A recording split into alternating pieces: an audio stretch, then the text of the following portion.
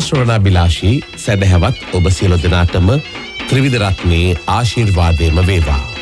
උතුම් බුදුබණ පදයක් ශ්‍රවණය කරනවස් අදත් ලක්හඬ සිත නිවන බුදුබණ සුමధుර ධර්මානුශාසනාව සමගින් එකතු වන මොහොත. සදහවතුනි, ධර්ම ශ්‍රවණය සඳහා අපි සාදු සිත් පෙරදරිව තැන්පත්ව සූදානම් වෙමු. අද මේ උතුම් ධර්මානුශාසනාව සඳහා දායකත්වය ගැන කටයුතු කරන්නට යෙදෙන්නේ රාගම මත්තුමගල පරාක්‍රම පාරේ අංක 402 නිවසේ පදිංචි WP කිත්සිරි නන්දන සහ දිනුෂා මයාදුන්න යන අයයි. ඔවුන්ගේ ප්‍රධාන අරමුණ වී තිබෙන්නේ පරලෝ සැපත් WP සිරිසේන මහතා සහ සිරිපාල මයාදුන්න පියාණන් දෙපළට පින් පැමිණවීමයි. ඒත් එක්කම සුජීවත්ව වාසය කරන මියුරින් ජයසිංහ හා සිරියාවති යන මව් දෙපළට නිරෝගී බව ප්‍රාර්ථනා කිරීමත්, පුතුන් දෙදෙනා වන රහත්මින් ප්‍රභාෂණ සහ මයෝද්‍ය සවිඳ පුතුණුවන් දෙදෙනාගේ අධ්‍යාපන කටයුතු සාර්ථක කර ගැනීමට හා ධර්මයේ දේශනා කරන පින්වත් ස්වාමින් වහන්සේට නිදුක් නිරෝගී සුවය ප්‍රාර්ථනා කිරීමත් ඔවුන්ගේ අරමුණක්. ඔවුන්ගේ සියලු අරමුණු සාක්ෂාත් වේවා. ඔවුන් නමින් සංසාරගතව මිය පරලොව ගොස් පින් බලාපොරොත්තුවෙන් සිටින සියලු ඥාති වර්ගයාටත් මේ පින්පෙත් අනුමෝදන් වේවා. සියලු දෙනා ප්‍රාර්ථනා කරන බෝධියකින් උතුම් නිවන සාක්ෂාත් කර ගැනීම සඳහා මේ කුසලය හේතු වාසනා වේවායි අපි සාදුනාදයක් පවත්වා ප්‍රාර්ථනා කරමු. අවසන මේ ගෝර සසරෙන් එතරව නිර්මල නිවන සාක්ෂාත් කර ගැනීම සඳහා උතුම් චතුරාර්ය සත්‍ය අවබෝධය පිණිස මේ මහා කුසලය හේතු වාසනා වේවායි කියන උතුම් ප්‍රාර්ථනාවෙන් සාදුනාදයක් පවත්වා අපි ධර්මානුශාසනාව ශ්‍රවණය කිරීම සඳහා සූදානම් වෙමු. අද ලක්හඬ සිත නිවන බුදුබණ සුමధుර ධර්මානුශාසනාව සඳහා අපි ගෞරවයෙන් ඇරයුම් කොට මේ ධර්ම මණ්ඩපයේ වෙත වැඩම කරවා ගන්නට යෙදුනේ හොරණ සීල සුව අරණ භික්ෂු ගිලන් මධ්‍යස්ථානයේ අනුශාසක දූරන්දර අතිපූජ්‍ය ගලිගමුවේ ඥානදීප අපේ ස්වාමීන් වහන්සේ. අපේ හාමුදුරුවනේ ඔබ වහන්සේව ඉතාමත් ගෞරවයෙන් පිළිගනිමින් සදහැසිතින් ඇරයුම් කරනවා මේ සියලු දෙනා වෙනුවෙන් ලක්හඬ සිත නිවන බුදුබණ සුමధుර ධර්මානුශාසනාව පවත්වන හැටියට. අවසරයි අපේ හාමුදුරුවනේ. සාදු සාදු සාදු. සමන්තා චක්කවාලේසු අත්‍රා ගච්ඡන්තු දේවතා සද්ධම්මං මුනි රාජස්ස සුනන්තු සග්ග මොක්ඛදං ධම්ම ශ්‍රවණ කාලෝ අයං බදන්තා ධම්ම ශ්‍රවණ කාලෝ අයං බදන්තා ධම්ම ශ්‍රවණ කාලෝ අයං බදන්තා. නමෝ තස්ස භගවතු වරහතෝ සම්මා සම්බුද්දස්ස. නමෝ තස්ස භගවතු වරහතෝ සම්මා සම්බුද්දස්ස. නමෝ තස්ස භගවතු වරහතෝ සම්මා සම්බුද්දස්ස.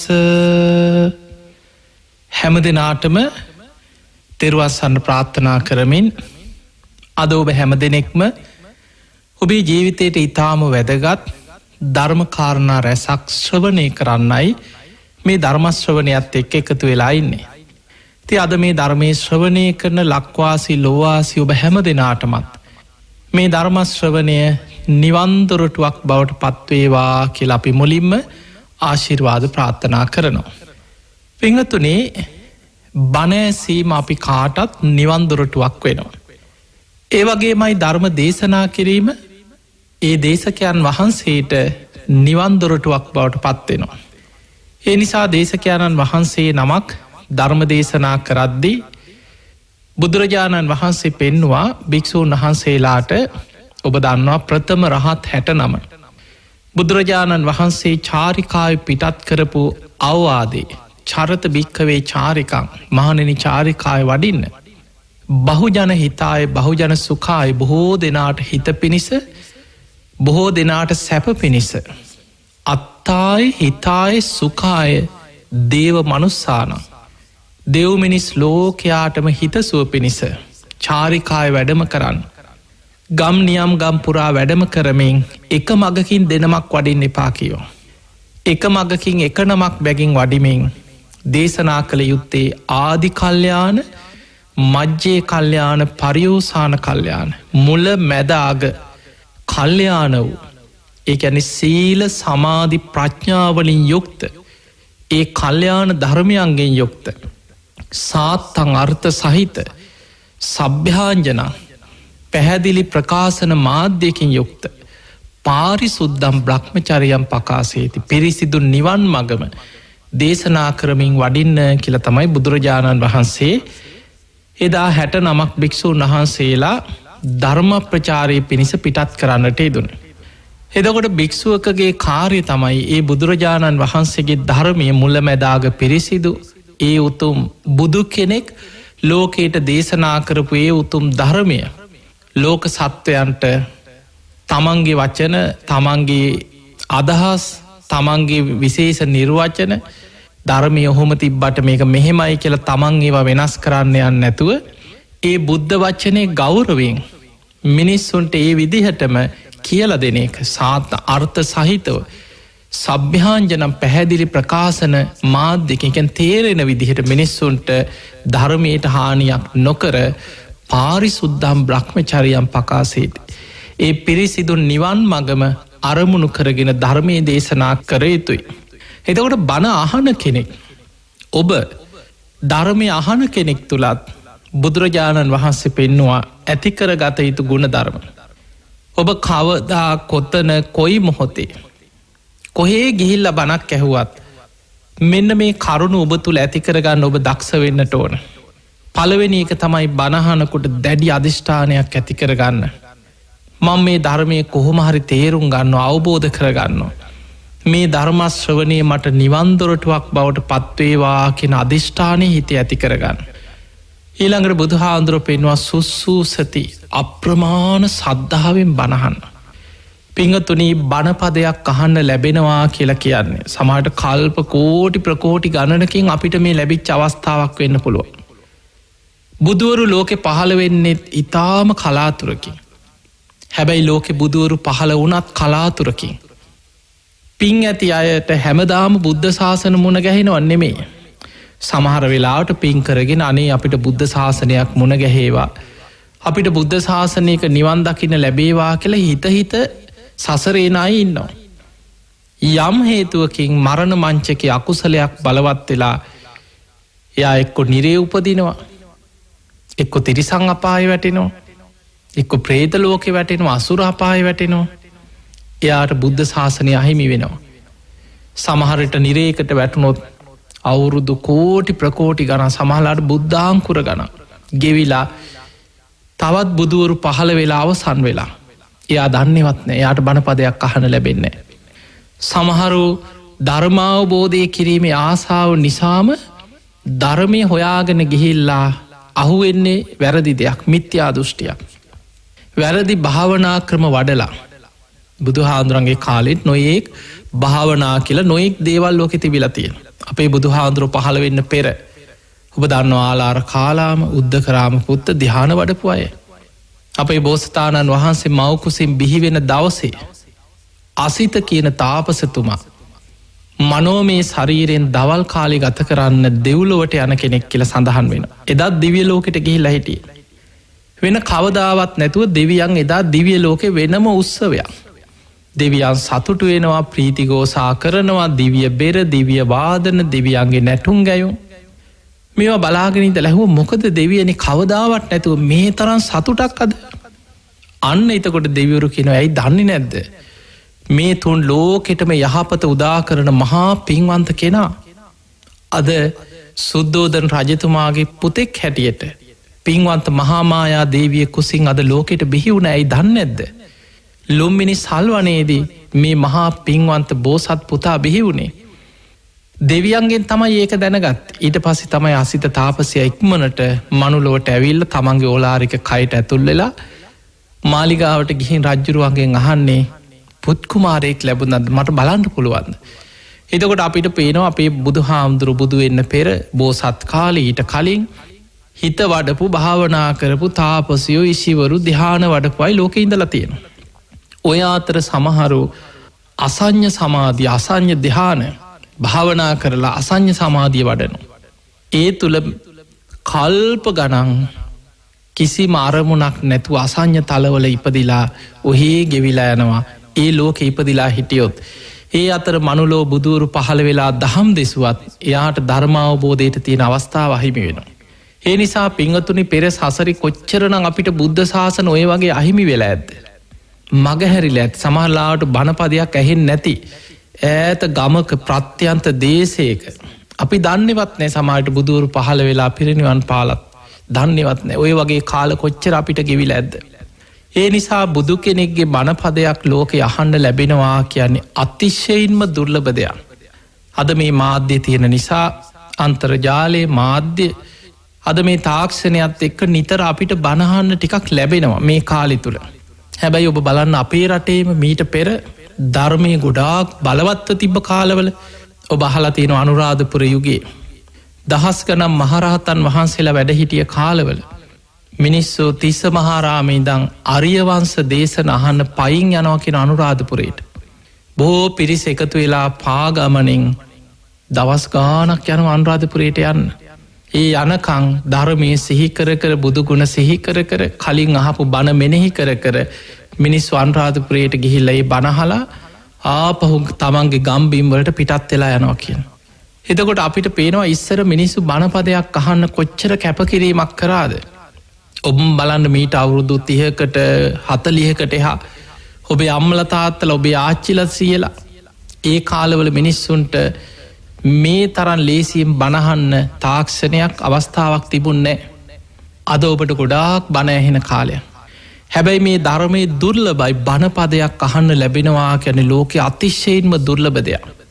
ඒ නිසා පින්වතුනි බණ අහන කෙනෙක් පළවෙනිම දේ තමයි කොච්චර ලාභයක්ද.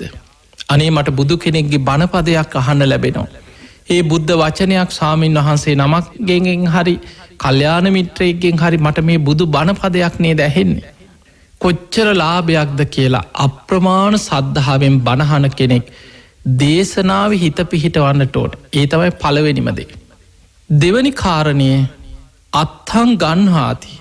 මේ දේශනාව තුළ කියවෙන ධර්ම කරුණු වැදගත් කරුණු ඒවැ අර්ථය තේරුම් අරගෙන අර්ථය ග්‍රහණය කරගන්නට ඕන. ඒකට නුවණ තියෙන්න්නට ඕන. යෝනිසෝ මනසිකාරය තියෙන්න්නට ඕන. එයා තමයි අර්ථය මොකක්ද අනර්ථය මොකක්ද. සමහරු ඉන්නවා බණහනකොට බුදුහාදුරු ධර්මය පෙන්න්නනවා. ඒ අයට ධර්මය කෙන රන්ද ගවේසි. ඒ අය බණ අහන්නෙම වැරදි හොයෙන අදහසින් කොයි වෙලේ හරි වරදීද. එක වචනයක් හරි වරදීද. කොහෙන් හරි වැරදිච්ච තැනක් අල්ලන්න පුළුවන්ද. එක උදාහරණයක් හරි ඒක අදට ගැලපෙන්න ඒක හරියන්නේ. අන්න ඒ විදිහට හැම වෙලාම වැරදි හොයෙන අදහසින් අහනයි. එයාට ධර්මය අල්ලන්න බෑ.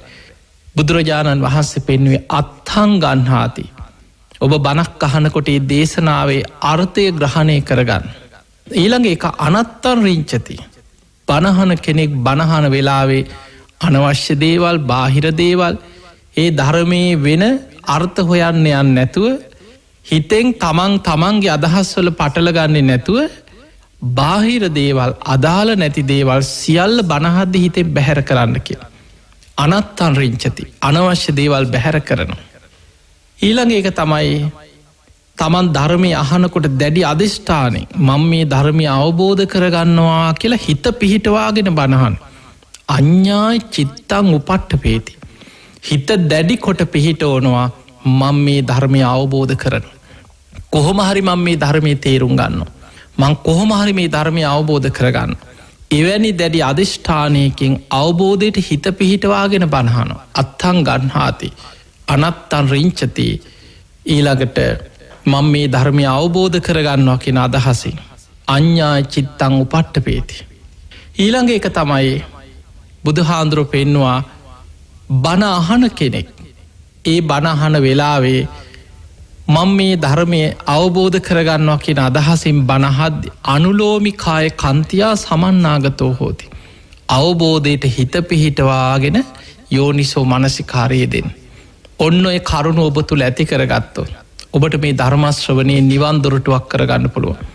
ඒ නිසා බලන්න බුදුරජාණන් වහන්සේ දහම් දෙසපු බොහෝ තැන්වල සමහර වෙලාවට බුදුරජාණන් වහන්සේ කෙනෙකුට බණ කියනකොට පිළිවෙල කතාව කරනවා. මුලින්ම චතුරාර්ය සත්‍ය කියන්නේ. එයාගේ හිත ධර්මාවබෝධයට සකස් වෙනකං පිළිවෙල කතාවෙන් දහම් දෙසනවා.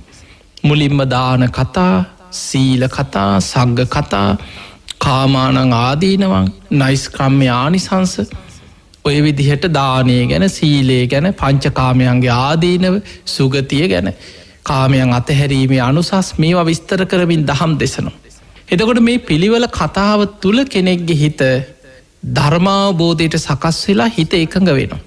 සාමාන්‍යයෙන් අපි හෝ කවුරු හෝ වර්තමානික හෝ රහතන් වහන්සේලා වුණා බුදුහාඳුරන් කාලේ වැඩ හිටි ඒ දක්ෂතාව වෙන කාටවත් නෑ. සාරිපුත්ත හාමුදුරන්ටවත් නෑ. ඔබ දන්නවා මේ බුද්ධ ශාසනයේ ධර්ම සේනාධිපතින් වහන්සේ සාරිපුත්ත මහරහතන් වහන්සේ බුදුරජාණන් වහන්සේගේ ධර්ම චක්‍රයේ ඒ විදිහට පවත්වන්න දක්ෂයි. හැබැයි ඉන්ද්‍රිය ධර්ම බලමින් ඉන්ද්‍රිය පරෝ පරියත්තේ ඥානයේ තියෙන බුදුහාමුදුරන්ට විතරයි, සාරිපුත්ත හාමුදුරන්ට නෑ.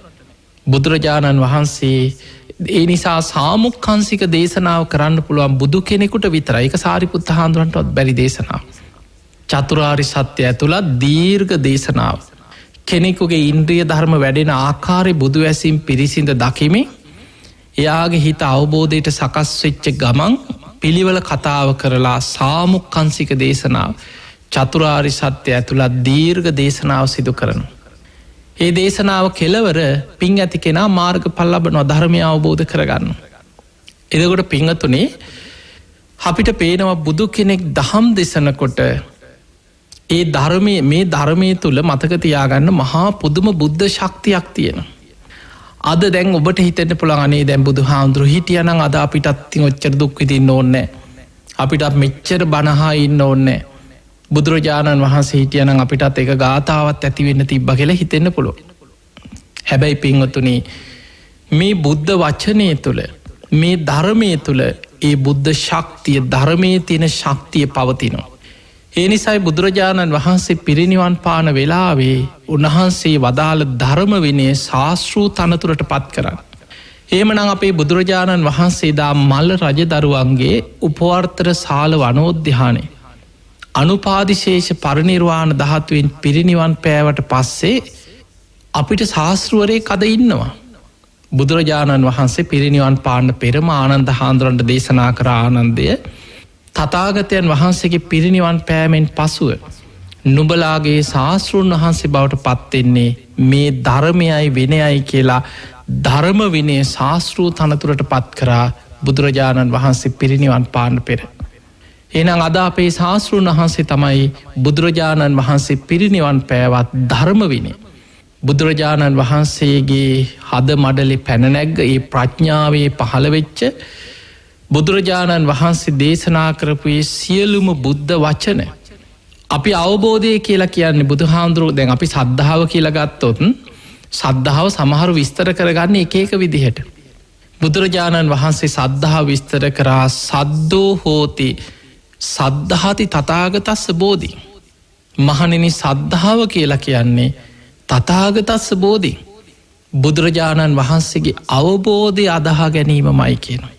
සද්ධාව කියලා කියන වෙන මොකුත් නෙමෙයි, බුදුරජාණන් වහන්සේගේ අවබෝධය අදහා ගැනීමමයි සද්ධාව.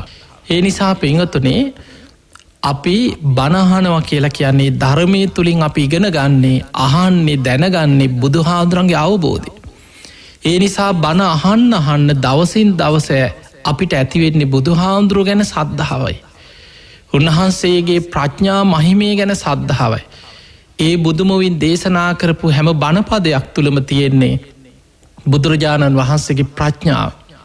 ඒකස්මින් බ්‍රහ්මචර්යස්මින් සහස්සම් මච්චු භායිනං කියන. මහණෙනි එක බණපදයක මේ එක බණපදයක මරු පරදවන රහතුන් ලක්ෂ ගණන් බිහි කරන ශක්තිය තියෙනවා.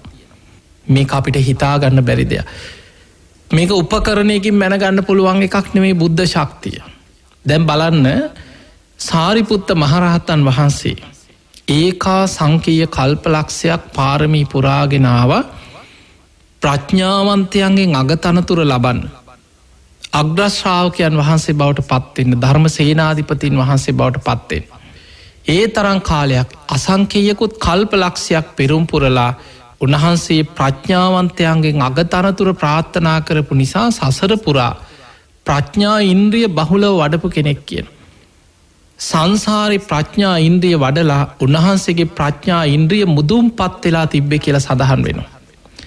හැබැයි එහෙව් උපතිස්ස ගිහි කාලේ නම උපතිස්ස සාරිපුත්ත හාමුදුරුවෝ වෙන්න කලින් උපතිස්ස මේ උපතිස්ස කියන තරුණයා විමුක්තියක් හොයාගෙන ගිහිල්ලා සංජය කියන පරිබ්‍රාජකයා ළඟ තමයි මුලින්ම ඔහුට එකතු වෙලා හිටියා මේ පිරිසත් එක්ක. 500ක විතර පිරිසකට සංජය කියන පරිබ්‍රාජකයා ඔහු අර පිරිසට පෙන්වන්නේ තමන් ශාස්ත්‍රූවරයෙක් සියල්ල අවබෝධ කරගත්ත කෙනෙක්.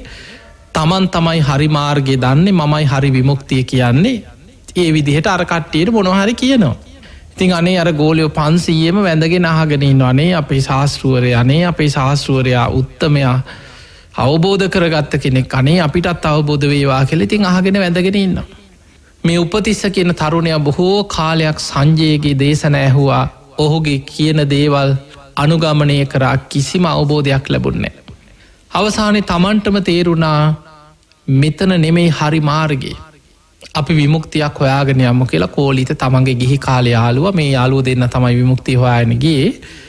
දෙන්නම කතා වෙලා එතනින් පිටත් වෙලා ගියා. මගක් යනකම් එකට ගිහිල්ලා පස්සේ දෙන්න කතා වෙලා පාරවල් දෙකක බෙදලා දෙපැත්තට ගියා. කාට හරි ඉස්සරලා මාර්ගය හම්බුනොත් අනිත් කෙනත් හොයාගෙන ඇවිල්ලා දෙන්න අපි එකතු වෙලා ධර්ම මාර්ගය හොයාගෙන යන් කියලා පොරොන්දුවෙන් ගියේ. ඔය අතරේ උපතිස්ස කියන තරුණයා තමයි දැක්කේ අර පළවෙනි රහත් 69 චාරිකාවේ පිටත් කරපු වෙලාවේ එක එක ප්‍රදේශවලට රහතන් වහන්සේලා තනි තනියෙන් දහම් දෙසමින් බුදුහාඳුරන්ගේ ධර්මයේ කියාගෙන වැඩම කරා. ඔය බුද්ධත්වයට පත්වෙච්ච මුල්ම කාලේ ඉසිපතන මිගදායේ ප්‍රථම වස් කාලේ ගත කරලා වස් අවසන් වෙලා තමයි 69ක් චාරිකාවේ පිටත් කරේ.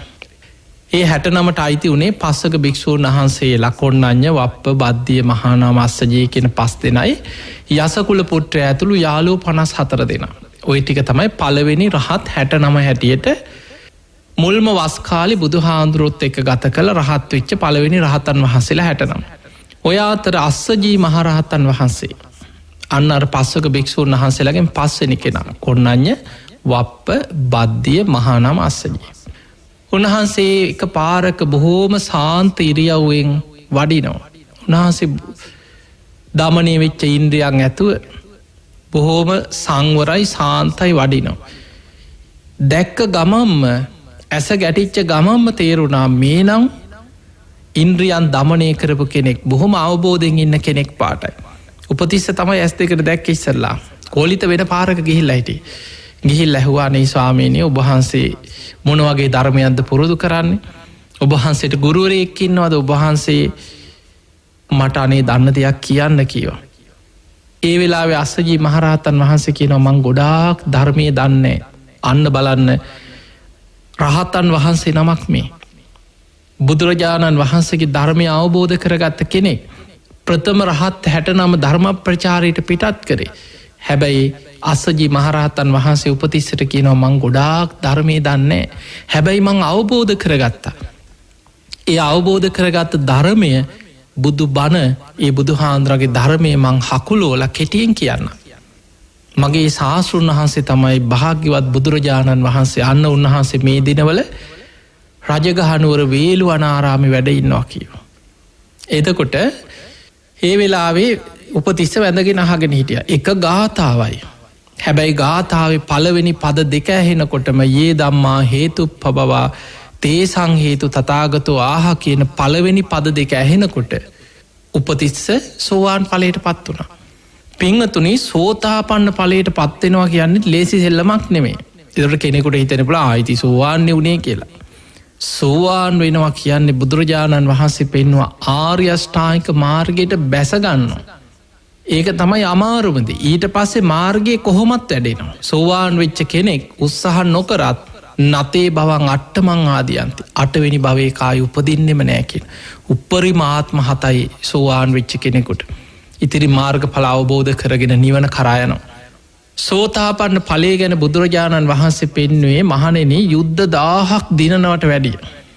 මේ දඹදිවම එක්සේ සත් කරන අගරජ කෙනෙක් වෙනවටත් වඩා සක්‍ර දෙවියන් වෙලා උපදිනවට වඩා සක්විති රජ වෙනවටත් වඩා යුද්ධ 1000ක් දිනනවට වඩා සෝතාපට්ටි ඵලය ශ්‍රේෂ්ඨයි කියලා බුදුරජාණන් වහන්සේ පෙන්වනවා. ඒ ඔක්කොටම වැඩිය වැදගත්ම ජයග්‍රහණය සෝවාන් වෙන එක. සක්කාය දිට්ඨි විචිකිච්ඡා සීලබ්බත පරාමාස ත්‍රිවිධ සංයෝජන ප්‍රහාණය කරලා ආර්ය අෂ්ටාංගික මාර්ගයට පැමිණීම සෝතාපන්න.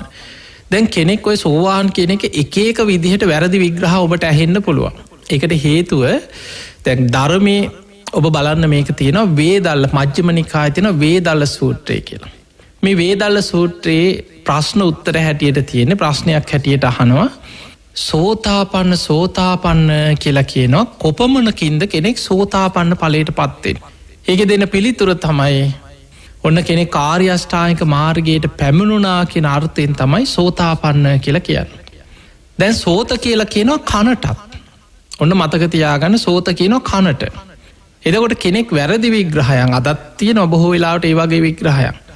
සෝතාපන්න ආපන්න කියන්නේ පැමිණෙනවා. කනටත් කියන සෝතාපන්න. කනට ධර්මයේ වැටෙන එක සෝතාපන්නයි කියලා කෙනෙක් කියන්න පුළුවන්. මේකනේ අහගෙනයි ඉන්න තියෙන. ඔක කනට වැටුණාට පස්සේ හරි. සෝතාපන්න කියන්නේ කනට වැටීම කියලා කියන්න පුළුවන්. හැබැයි ඒක නෙමෙයි ධර්මයේ තියෙන අර්ථය. ඊළඟට සෝත කියනවා සැඩ පහරටත් ධර්මයේ කියනවා සෝත කියලා.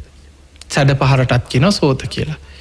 එතකොට ආපන්න කියන්නේ පැමිණීම නම් සැඩ පහරට පැමිණෙන එකටවත් වතුර පාරකට පනින එකවත් සැඩ පහරට පනින එකවත් නෙමෙයි සෝවාන් කියන්නේ. ආර්ය අෂ්ටාංගික මාර්ගයටත් කියනවා සෝත කියලා. එහෙනම් ආර්ය අෂ්ටාංගික මාර්ගයට පැමිණෙනවා කියන එක තමයි සෝතාපන්න කියන එකේ අර්ථය. ඒ මාර්ගයට පැමිණෙන්නේ සම්මා දිට්ඨිය ඇති කරගෙන. සම්මා දිට්ඨියේ සත්‍ය ඥානෙ තමයි ඇති වෙන්නේ. සෝවාන් වෙනකොටම ඇති වෙන්නේ සම්මා දිට්ඨියේ සත්‍ය ඥානෙ. එතකොට එයාට කළ යුතු කෘත්‍යයක් තියෙනවා. දුක අවබෝධ කළ යුතුයි. තණ්හාව ප්‍රහාණය කළ යුතුයි. නිවන සාක්ෂාත් කළ යුතුයි. මාර්ගයේ සීල සමාධි ප්‍රඥා වශයෙන් වැඩි යුතුයි. අන්නේ පිණිස සෝවාන් වෙච්ච පුද්ගලයා ආර්ය අෂ්ටාංගික මාර්ගයට පැමිණිච්ච කෙනා ඒ මාර්ගයේ තියෙන මාර්ගාංග ටික සම්මා දිට්ඨිය තුල පිහිටලා මොකද කරන්නේ? සීල සමාධි ප්‍රඥා හැටියට ඒ ප්‍රඥාවම වඩනවා. සම්මා වාචා සම්මා කම්මන්ත සම්මා ආජීව කියන්නේ සීලස්කන්ධය. සම්මා වායාම සම්මා සති සම්මා සමාධි කියන්නේ සමාධි ස්කන්ධයටයි. එතකොට සීලයක පිහිටලා සමාධිය වඩමින් ප්‍රඥාවම පරිපූර්ණ කරන ප්‍රඥාව දියුණු කරනවා. මොකද තාම තියෙන්නේ සත්‍ය ඥානෙ විතරයි. කෘත්‍ය දියුණු කරනවා දුක අවබෝධ කිරීම පිණිස, තණ්හාව ප්‍රහාණය කිරීම පිණිස, නිවන සාක්ෂාත් කිරීම පිණිස, මාර්ගය වැඩිම පිණිස සීල සමාධි ප්‍රඥා වශයෙන් මේක වඩාගෙන යනවා. ඒ තුළ තමයි යා සකදාගාමී වෙන්නේ, අනාගාමී වෙන්නේ. මේ මාර්ගය වඩලා අවසන් වෙනකොට තමයි උතුම් අරහත්ත්වයට පත් වෙන. රහතන් වහන්සේලාට කියන්නේ සම්මා දිට්ඨිය සත්‍ය ඥාන, කෘත්‍ය ඥාන, කෘතඥාන වශයෙන්ම වඩලා අවසන් කරා. ඒ නිසා රහතන් වහන්සේලාට ආර්ය අෂ්ටාංගික මාර්ගයේ අංග 8ට අමතරව සම්මා ඥාන, සම්මා විමුක්තිය කියන දසාංගයේහි සමන්නාගතු අරහති උච්චති කියලා හඳුන්වනවා. අංග 10ක් තියෙනවා. ආර්ය අෂ්ටාංගික මාර්ගයේ සම්මා දිට්ඨි, සම්මා සංකප්ප, සම්මා වාචා, සම්මා කම්මන්ත, සම්මා ආජීව, සම්මා වායාම, සම්මා සති, සම්මා සමාධි කියන අංග 8ට අමතරව මාර්ගය වඩලා අවසන් වෙනකොට සම්මා ඥාන. සම්මා ඥාන කියන්නේ චතුරාර්ය සත්‍ය, සත්‍ය ඥාන, කෘත්‍ය ඥාන, කෘතඥාන වශයෙන් අවබෝධ කරා කියන අවබෝධය. සම්මා විමුක්ති කියන්නේ තමන් කෙලෙසුන්ගෙන් මිදිලා පරිපූර්ණ අවබෝධය ලැබුවා, විමුක්තියට පත් වුණා කියන අවබෝධඥානය. ඒ නිසා පින්වතුනි අපිට පේනවා සාරිපුත්ත හාමුදුරන්ගේ මේ සිදුවීමෙන් මේ තරම් මහා පින් ඇති ඒකා සංකේය කල්පලක්ෂයක් පාරමී පුරාගෙන ආපු සාරිපුත්ත හාමුදුරුවෝ උපතිස්ස තරුණයටත් අර සංජය පරිබ්‍රාජකයා ළඟ කොච්චර වැඳගෙන අහගෙන හිටියත් අවබෝධයක් ලැබුණේ නැහැ. ඒකට හේතුව ඒ ධර්මයේ නෙමෙයි, බුද්ධ වචනේ නෙමෙයි. එතකොට නිවරදි සද්ධර්මයේ නම් වැටෙන්නේ එක ගාථාවක් ඇති. පින් ඇති කෙනාට ඒකට පින තියෙන්න ඕන. තමන්ගේ පැත්තෙනුත් පින, සසර පින වැඩිලා අවබෝධයට පින සම්පූර්ණ වෙච්ච කෙනෙක් නම් එක ගාථාවක් ඇති. අන්න ඒ නිසා බුදුහාඳුරෝ පෙන්වුවා මේ බුද්ධ වචනයක තියෙන ශක්තිය. දැන් බලන්න එක ගාථාව කියද්දි පද දෙකක් ඇහෙනකොට සෝවාන් වෙන්න තරම් ඒ වචනවල ඒ ගාථාවක බුද්ධ වචනයක මොනතරම් බුද්ධ ශක්තියක් අවබෝධයට නැඹුරු කරවන ශක්තියක් තියෙනවද කියලා. ඒ නිසා පින්වතුනි බුද්ධ ශාසනයක් ලබනවා කියලා කියන්නේ මහා පෙර පිනක්. ඒක අපිට හිතාගන්න බැරි දෙයක්. ඒ නිසා පින්වතුනි ලැබුච්ච අවස්ථාව ලැබුණු මොහොත ධර්මයේම සඳහන් වෙනවා කනෝ වෝමා උපච්චකා මේ ලැබුණු උතුම් මොහොත නම් අත් නොහැරේවා. කනා තීතාහි සෝචන්ති නිරයම්පි සමප්පිතා. මේ අවස්ථාව අතහැරගත්තයි මේ ලැබූ උතුම් මොහොත මගහැරගත්තයි. අපාය වැටිලා දුගතිය වැටිලා සෝක කරනවා දුක් වෙනවා හෝ අපිට බැරි වුණා. අපිට අවස්ථාව ලැබිලත් අපි බණ ඇහුවේ නෑ. අපිට අවස්ථාව ලැබිලත් අපි පිනක් කුසලයක් කරගත්තේ නෑ හෝ අපි වගේ අවාසනාවන්තයෝ කියලා අපාය වැටිලා ආපහු පසුතැවෙනවා බොහෝ පිරිසක්. ඒ නිසා පස්සේ පසුතැවෙන්න තියාගන්න එපා. අප්‍රමාදීන සම්පාදේත අප්‍රමාදීව කුසල් වඩන්න කියලා. පින්වතුනි අද දැන් කෙනෙකුට හිතෙන්න පුළුවන් අද ඉතින් කොච්චර දැන් අමාරුයි බුදුහාඳුරුත් දැන්නේ ධර්මය තියෙනවා. බුදුරජාණන් වහන්සේ ශාස්තෘත්වයට පත්කරපුේ ධර්මය තියෙන දැන් ඔබ හිතන්න මිහිදු මහරහතන් වහන්සේ. දැන් බුදුහාමුදුරන්ගේ බණහල නෙමෙයිනේ රහත් උනේ. අපේ බුදුහාඳුර පිරිනිවන් පෑවට පස්සේ කොච්චර රහතන් වහන්සේ ලෝකෙ පහළ වුණාද. අනුරාධපුර යුගයක අපේ රටේ හිතන් මිහිදු හාමුදුරන්ගේ බණහල කොච්චර පිරිසක් ධර්මය අවබෝධ කරාද.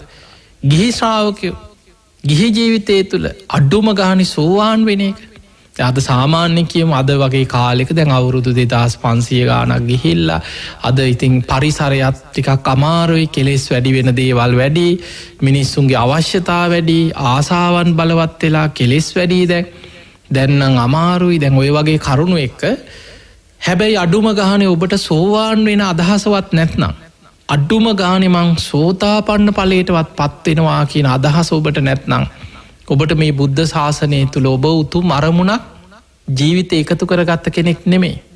ඒ නිසා අඩ්ඩුම තරමින් තාම අපි ඉන්න බුද්ධ ශාසනය තුළ පිරිහිච්ච කාලයක් නෙමේ. අන්න ඒ අදහස අද බෑ කියන අදහස ආවනං හරි ඔබ දන්නවා මේ ආවිෂ පිරිහිලා අවුරුදු 10ට පිරිහිලාර මෘග සංඥා පහළ වෙලා අන්නේ කාල වෙනකොට බුදුහාඳුරෝ පෙන්නනවා දීඝනිකායේ තියෙනවා චක්‍රවර්ති සීහනාද කියලා සූත්‍රයක්. මහණෙනි මිනිස්සුන්ගේ ආයුෂ අඩුවෙලා අවුරුදු 10ට අඩු වෙන කාලයක් එනවා කියන.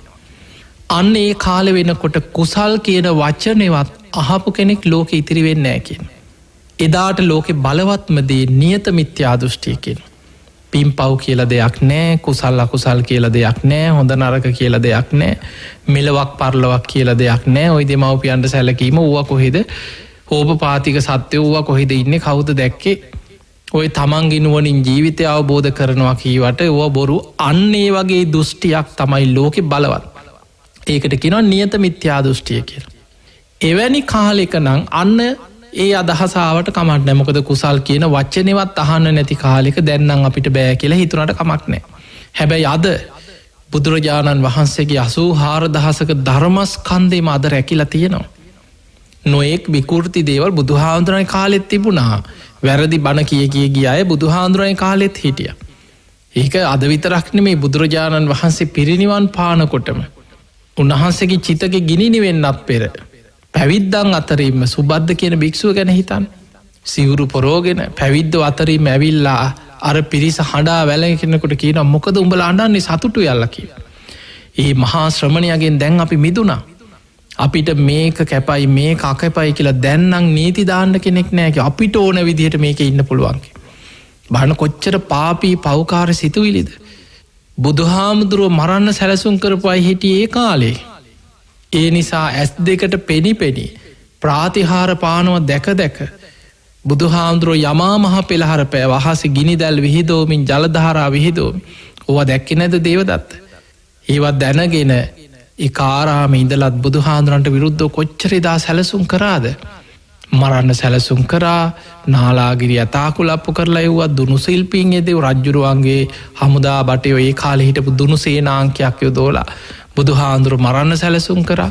මාගන්දියා චිංචිමානවිකාව අන්‍ය තීර්ථකයෝ කොච්චර බුදුහාඳුරන්ට නින්දා කරා, ගැරැහුවා, මොන තරම් කතා හැදුවා. හැබැයි එතකොට අපිට පේනවා ඒ කාලෙ කොච්චර එහෙමයි හිටියද. ති ඒ කාලෙත් එහෙමනම් බුදුහාන්දුරුව වැඩයින් ඇද්දිත් එහෙමනං අද මේ ලෝකෙ තියෙන දේවල් ඒව ගණන් ගන්න එපා ඔබ. ඒ හැමදාම ලෝකෙ තියෙනවා. එහෙම නැතුව හැමෝම අනේ හොඳයි අනේ සාදු කොච්චර දෙයක්ද හැමෝම හොඳදී වුණත් හැමෝම අගේ කරන්නේ මේ ලෝකෙ වැඩිපුරම ඉන්න සතරාපායි මහගෙදර කරගෙන අපායට නැඹුරු වෙච්ච පිරිසා.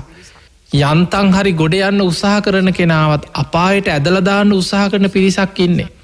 උඹ විතරක් ගැලවෙන්න උත්සාහ කරන වරින් යන්න කියලා කොච්චර කවුරු හරි නොබීන්න උත්සාහ කරනවා නම් කොච්චර උත්සාහ කරනවද බලන්න බේබද්දෝ ටිකක් එකතු වෙලා ඔහොම ඉඳලා හරි යනවද බං ගෑනු වගේ කිය මොනවා හරි කියලා පොඩ්ඩක් හරි බීපන් කිය කොච්චර බේබදුකමට පොළඹවන්න මේ සමාජෙ කොච්චර උත්සාහ කරනවද. සිල් රැකගෙන ඉන්න කෙනාගේ සීලෙ බිඳින්න මොනතරම් උපක්‍රම යොදනවද. විහිළුවට ගන්නවා. ඔහුට සැලසුම් හදනවා. ඔහුගේ සීලේ බිඳින්න කොච්චර උපක්‍රම යොදනවද. ඒක තමයි ලෝකෙ හැටි ඒක කවදත් එහෙමයි. අන්නේ නිසා ඒක තේරුම් අරගෙන අදා අපිට ධර්මය දියුණු කරන්න හොඳම කාලයක්. අද වෙනදට වැඩිය අපිට බණහන්න ඕන තරම් ක්‍රමේ තියෙන. බාහිරින් අපිට ලැබෙන්න ඕන කල්්‍යාන මිත්‍ර සේවනයයි සද්ධර්මශ්‍රවනයයි. ඒ කල්්‍යාන මිත්‍රයන් වහන්සේලාගෙන් පිරිසිදු ධර්මය අද හොඳට අහන්ඩ ලැබෙන කාලය. ඒ වගේමයි බුද්ධ වචනය දහම් පොත්පත්වල අන්තර්ජාලය තුරින් ධර්ම දේශනාවලින් ත්‍රිපිටකේ පිරිසිදු බුද්ධ වචනය මහරහතන් වහන්සේලා සංගායනා කරාපුයේ බුද්ධ වචනය 84,000ක් ධර්මස්කන්දේ අදාපිට ඒ විදිහටම මහන්සි වෙන කෙනෙකුට ධර්මය හොයාගෙන කියවන්න පුළුවන්. ඉබේ ලැබෙන දෙයක් නෑ. ඔබ නිකන් ගෙදර හිත හිටිය කියලා පස්සෙ බැරිය කියලා එහෙම හිත ඉන්නකොට කවුරුත් ඇවිලා ඔයා හිත නේද ඉන්න අමෙන් ඔයාට අවබෝධ කියලා එහෙම අතට ගෙනහල දෙන්න. ඔබ උත්සාහයෙන් වීරියෙන් උපදවාගත යුතු දෙයක් තියෙන. ඒ නිසා නිතර බණහන්ඩ පටන්ගන්න. දවසකට එක ධර්ම දේශනාවක් දෙකක් ඔබ ශ්‍රවණය කරන්න. කාලයක් යනකොට මාසයක් 2-3ක් යනකොට ප්‍රතිඵල ඔබටම තේරෙන්න ගනී. ඔබේ ජීවිතේ විශාල වෙනසක් ඇතිවී. කවුරුත් කියන්න ඕන්නේ අඩුපාඩු ඔබම හදාගනි. ඔබම ඔබේ ජීවිතේ අද හරි කියන දේවල් ගැන ඔබට එදාට ධර්මී වැටහෙනකොට ලැජ්ජාවක් ඇතිවේ. අයියෝ මගේ ඒ කාලෙ මේ පාපී දේවල් මේ තුච්ච දේවල් මේ පහත් දේවල් කොච්චර වර්ණා කර ඒව හරි කිය ඒ කාලෙ මම මෙහෙමන හිටිය කියලා තමන්ට තමන් ගැන බණහනකොට ලැජ්ජාවක් ඇතිවෙන. තමන් ඒවැන් වලකින්නේ කවුරුත් කිය නිසා නෙමේ ඊට පස්සේ අවබෝධයෙන්මයි. අන්නේ නිසා බණහන එක පුරුද්දක් කරගන්න. කල්්‍යාන මිත්‍ර සේවනයයි සද්ධර්මශ්‍රවනය අද බාහිරින් හොඳට ලැබෙනවා. ධර්මය හොයන කෙනෙකුට ධර්මය ඉගෙන ගන්න කෙනෙකුට ධර්මය අවබෝධ කරගන්න මහන්සි ගන්න කෙනෙකුට ධර්මය හොයාගන්න ඕන තරම් අවස්ථාවද තියෙන. හැබැයි ඒ ධර්මය බාහිරින් ලැබෙනකොට ඒ ධර්මය අවබෝධ වෙන්න නං ඔබ තුළ ඇතිකරගත යුතු ගුණ ධර්ම ගොඩක් තියෙන. ඒ තමයි යෝනිසෝ මනසිකාරේ මේ ධර්මය නුවනින් විමසීමේ දක්ෂතාව. ඒක බාහිර කෙනෙකුට ඇති කරන්න පුළුවන් දෙයක් නෙව. ඒක තමයි අමාරුමදී. බුදුරජාණන් වහන්සේක තැරක පෙන්නම් මහනෙනි ධර්මාවබෝධය පිණිස අභ්‍යන්තර අංගයක් හැටියට තමා තුළ උපදවාගත යුතු යෝනිසෝ මනසිකාරය තරන් දෙයක් බුදු ඇසින්වත් බුදුරජාණන් වහන්සේ වෙන දෙයක් දකින්නෑ කියෙන්. එදකොට ධර්මය අවබෝධ කිරීම පිණිස ඔබ තුළ තිබිය යුතු අභ්‍යන්තර අංගයක් ලෙස යෝනිසෝ මනසිකාරය තරන් දෙයක් බුදු හාන්දුරු බුදු ඇසින්වත් දකින්නෑ කියෙන්. යෝනිසෝ මනසිකාරය කියලා කියන්නේ ධර්මයට අනුකූලව නුවනින් විමසීමේ දක්ෂතාව. අද අපි එක ටිකක් ගැඹුරින් ඔබට තේරෙන විදිහට තේරුම් ගන්න උත්සාහයක් ගම. පිංහතුනේ යෝනිසෝ මනසිකාරය සාමාන්‍ය මිනිස් කෙනෙකින් ඇහොත් මොකක්ද යෝනිසෝ මනසිකාරය කියල යා කියයි නුවනින් දැකීව කියලා. යෝනිසෝ මනසිකාරය කියලා කියන්නේ ධර්මයට අනුකූල වෙන විදිහට නුවනින් විමසමින් තමා තුළින් ගලපා බැලීමේ දක්ෂතාව. ඔබ දන්නවා මේ ධර්මය තියෙනවා ලක්ෂණ ගුණ බුදුරජාණන් වහසගේ ධර්මය ස්වාක්ඛාතයි සන්දිට්ටිකයි අකාලිකයි එහි පස්සික ඕපනයිකෝ පච්චත්තං වේදි තබ්බෝ විඤ්ඥෝහි ඔය ධර්මය තියෙන ගුණ අපි කියන බුදුරජාණන් වහන්සේගේ ධර්මය මනාකොට දේශනා කරපු ධර්මයක් ස්වාක්ඛාත මනාකොට පිළිවලට ආයි කාටවත් ඒකේ වැරදි හදන්න නෑ අබුදු හාමුදුරන්ට හරියට ඒ අමතක වෙලා දැන් අද අමුතුයින් කවුරුත් ඒ අඩුපාඩු හදන්න දෙයක් නෑ බුදුරජාණන් වහන්සේ සියල්ල අවබෝධයෙන් දැනගෙන තුන්කල් දැකලා අවබෝධයෙන් මනාකොට දේශනා කරපු ධර්මයක් ස්වාක්ඛාතයි. සන්දිට්ඨිකයි. අන්න වැදගත්මදී. මේ ජීවිතේම ප්‍රතිඵල ලබන්න පුළුවන් දෙයක්. ඒක පරලොවට දෙයක් නෙමේ. මැරුණට පස්සේ විතරක් ලැබෙන දෙයක් නෙමේ. මේ ජීවිතේ සන්දිට්ඨිකයි. මෙලවදීම ප්‍රතිඵල භුක්ති විඳින්න පුළුවන්. උත්සාහ කරොත්. අන්න සන්දිට්ඨිකයි. අකාලිකයි. ඕනම කාලෙකට පොදුයි. ඒ නිසා කාටවත් කියන්න බෑ ඕක බුදුහාඳුරන්ගේ කාලේ මේ අවුරුදු 2500කට කලින් කියපු බණ අදට ගැලපෙන්නේ නැහැ. අද මේ සමාජය වෙනස්. එහෙම එකක් ධර්මයේ තියෙන අකාලිකයි. ඒ ධර්මය ඕනම කාලයකට පොදුයි. ඕනම කාලයකට ධර්මය මේ ලෝකයේ තියෙන යථා ස්වභාවය ඕනම කාලයකට ගලපන්න පුළුවන්. අකාලික ධර්මය. ඒහි පස්සික ඕනම කෙනෙකුට ඇවිත් බලන්න කිය. බොරුවක් නම් සැකයක් නම් කවුරුත් ඒ සැකේ වහගෙන ඉන්නවා මිසක් ඒක එළිවෙන්න දෙන්නේ බුදුරජාණන් වහන්සේ විවෘතාරාධනයක් කරනවා. ඒහි පස්සික ඕනම කෙනෙකුට ඇවිල්ලා බලන්න. ඒව බලව ඒහි පස්සික ඇවිල්ලා බලන්න මේක ප්‍රතිඵල මේ ජීවිතේ ලැබෙන හැටි. හැබැයි කොහොමද බලන්නේ? ඕපනයිකෝ අන්න තමා තුළින් මේ ධර්මය බලන්න තියෙන. බාහිර පුද්ගලයකුට දාලා ආරය මෙහෙමයි මෙයා මෙහෙමයි කියලා බාහිරින් අනුන් දිහා බලන එකක් නෙමෙයි. මේක තමා තුළින් ඕපනයිකෝ තමා තුළින් බැලිය යුතු දෙයක්. තමා තුළින් අවබෝධ කරගත යුතු දෙයක්. පච්චත්තං වේදිතබ්බෝ විඤ්ඤෝහි. ප්‍රඥාවන්ත කෙනා තම නැන පමණින් තමන්ගේ නුවණ ප්‍රමාණයට අවබෝධ කරගන්න ධර්මයක්. අන්නේ නිසා මේ ස්වභාවය ඔබ හොඳට තේරුම් ගන්න දක්ෂ වෙන්න. දක්ෂ වෙලා ඔබේ ජීවිතය තුළ යෝනිසෝ මනසිකාරය කියලා කියන්නේ ධර්මය තමා තුළට පමුණවාගෙන තමා තුළින් බැලීමේ දක්ෂතා. අපි තවත් සරලෝ තේරුම් ගම් මේ විදිහට. ඔන්න අපි දැම් බණකට අහනවා.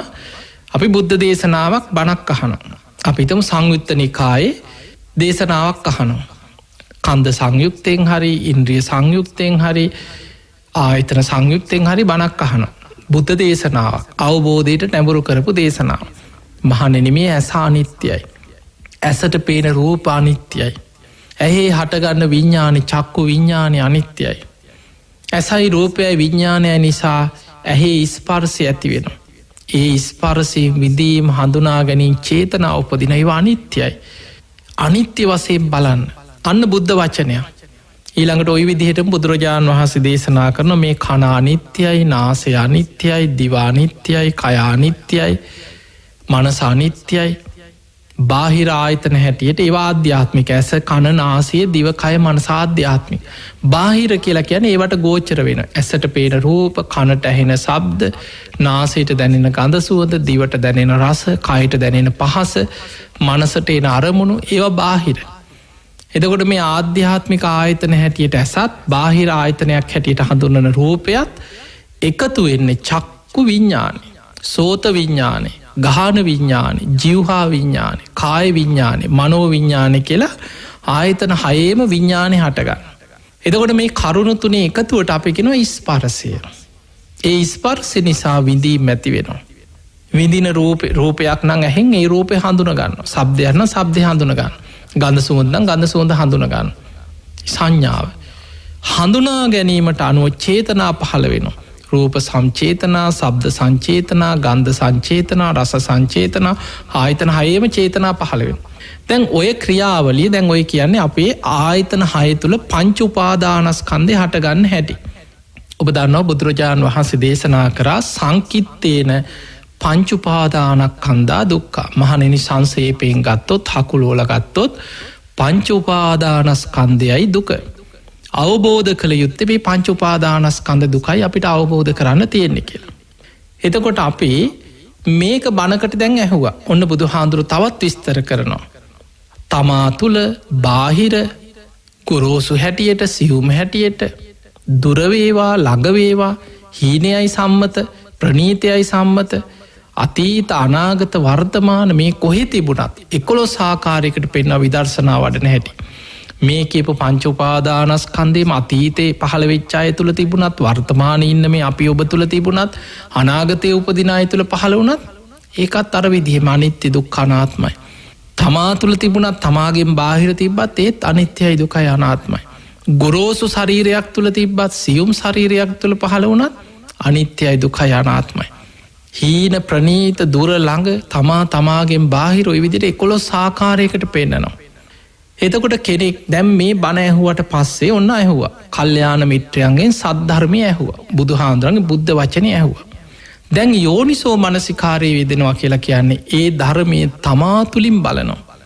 ඇත්තටම මගේ මේ හැ අනිත්‍යද? දැන් අපි භාවනාවට වාඩි වෙලා ටිකක් නිදහසේ ඉරියව්ව සකස් කරගෙන හිත විසිරෙන්න ඉඩ නොදී. හිත විසිරෙන්න ඉඩ නොදෙන්න නම් හිතේ ඒකාග්‍රතාවයක් තියෙන්න ඕන. හිතේ ඒකාග්‍රතාවයක් පවතින්න නම් සීලයේ තියෙන්න ඕනේ. අන්න බලන්න පිළිවෙලට එන හැටි. සීල සමාධි. සීලයත් එක්ක තමයි හිතේ ඒකඟ භාවයක් උපදින්නේ. ඒකාග්‍ර මනසකින් තමයි ප්‍රඥාවෙන් විනිවිද බලන්න පුළුවන් හැකියාව ලැබෙන්නේ. අන්න යා දැන් භාවනාවට වාඩි වෙලා එකින් එක බලනවා. ඇස අනිත්‍යයි. ඇත්තට මගේ හැ අනිත්‍යද?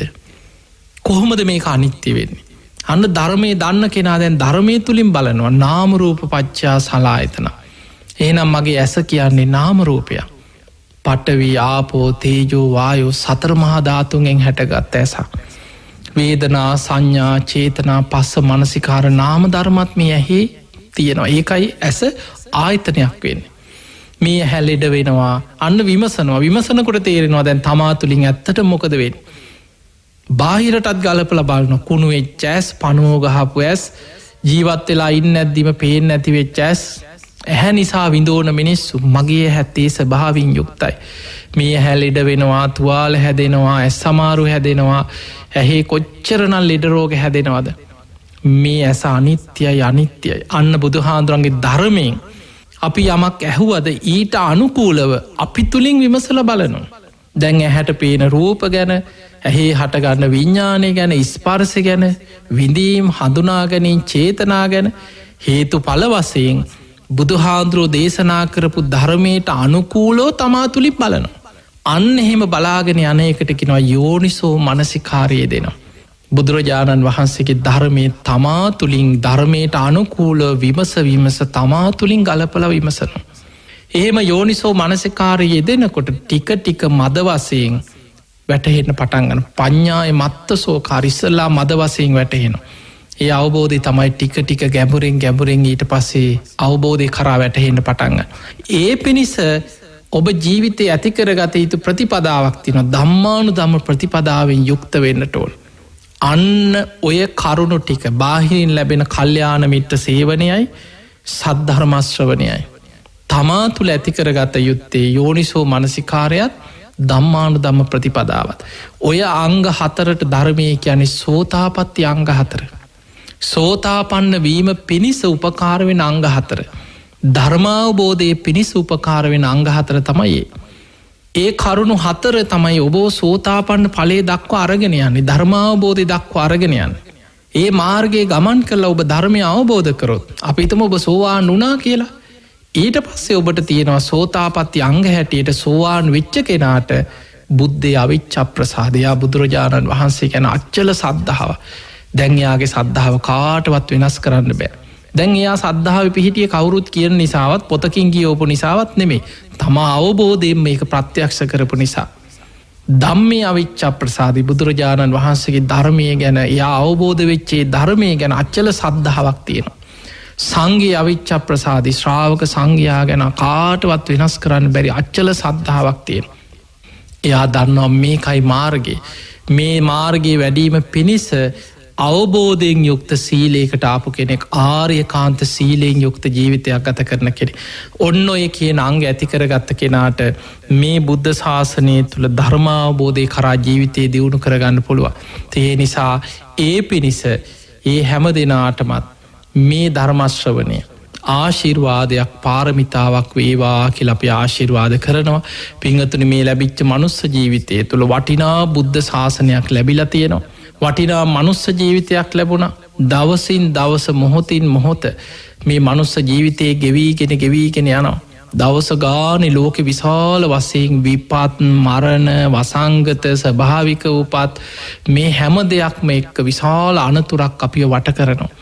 අපි දන්නේ නැහැ කවදා කොතන කොයි මොහොතේ හුස්ම ටික යයිද. මේ බණ ටික අහන්න ලැබිච්ච වාසනාව කොයි වෙලේ අපිට අහිමි වෙයිද අපි දන්නේ.